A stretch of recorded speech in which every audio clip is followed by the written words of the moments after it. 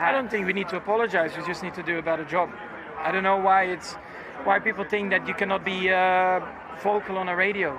Once again, Max Verstappen didn't hold back in criticizing his own team. After a frustrating Hungarian Grand Prix, the Dutch driver let loose and sent a clear message. Red Bull needs to wake up.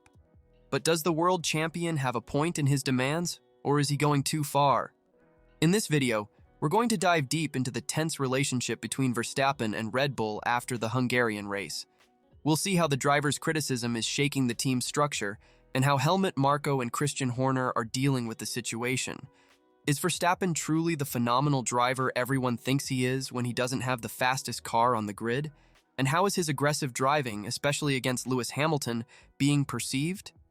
Get ready for a comprehensive analysis of the explosive situation at Red Bull, including the issues with Sergio Perez and the team's uncertain future.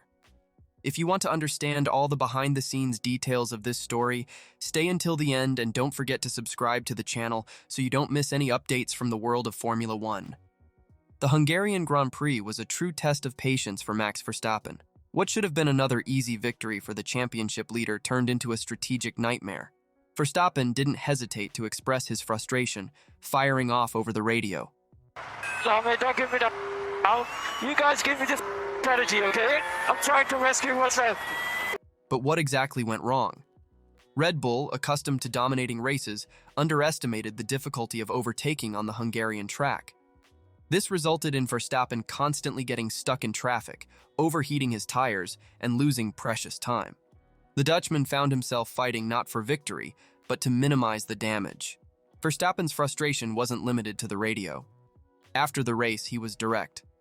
Some people in the team need to wake up. A strong statement that made it clear that, in the driver's view, Red Bull is not operating at the level he expects. But is Verstappen right in his open criticism of the team? Or is he crossing the line of what is acceptable, even for a world champion?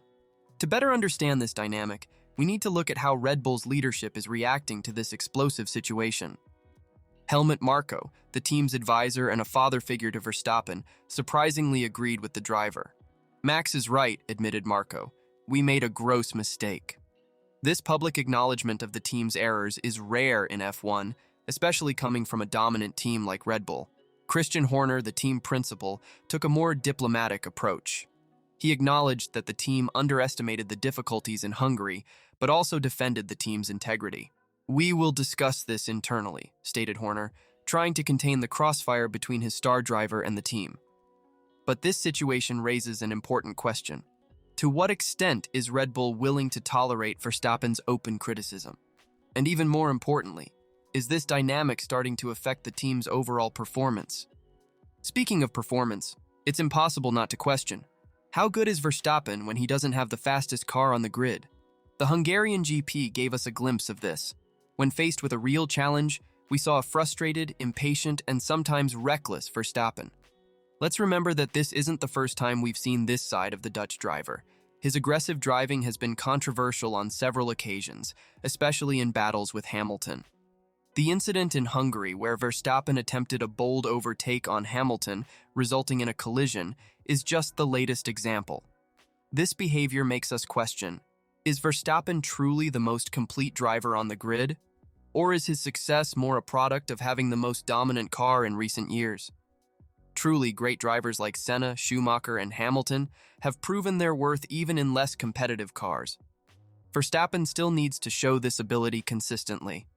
And speaking of Hamilton, we can't ignore the tense history between these two drivers. The Verstappen-Hamilton rivalry has given us breathtaking moments, but also dangerous incidents. The Hungarian GP was another chapter in this story, with Verstappen accusing Hamilton of changing direction during braking, something that the evidence did not confirm. This pattern of behavior from Verstappen, especially under pressure, raises serious concerns. Does his aggressive and sometimes reckless approach endanger not only his own safety, but also that of other drivers?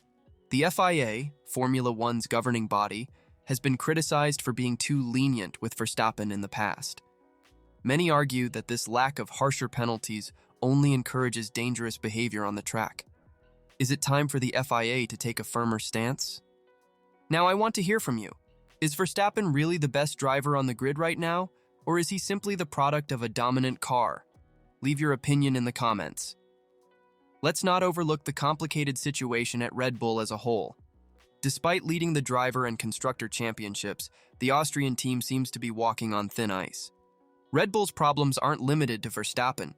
On the other side of the garage, Sergio Perez faces his own challenges.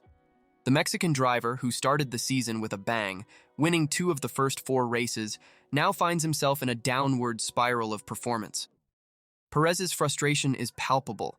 He seems unable to extract the same performance from the car as his teammate. This not only affects his confidence, but also jeopardizes his position on the team for next season.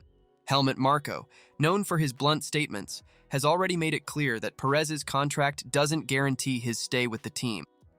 This situation creates a tense environment within Red Bull. On one side, we have Verstappen, dominant but critical. On the other, Perez, struggling to hold his position. In the middle, a team that, despite leading the championships, seems to be facing its own internal battles. How will this dynamic affect Red Bull's future? Will the team be able to maintain its dominance while dealing with these internal tensions? And more importantly, how will this impact the championship fight this season and beyond? The truth is that Red Bull needs 2 strong drivers to maintain their advantage in the Constructors' Championship. With Mercedes and Ferrari always lurking, and McLaren showing impressive progress, the team can't afford to rely solely on Verstappen. This brings us to an interesting dilemma. Red Bull has clearly built the team around Verstappen, but is this strategy sustainable in the long term? History shows us that truly dominant teams in F1 generally have 2 drivers capable of consistently winning races. Moreover, the internal tensions at Red Bull seem to be reaching a critical point. Verstappen's public criticisms of the team, though partially justified, can create dangerous rifts.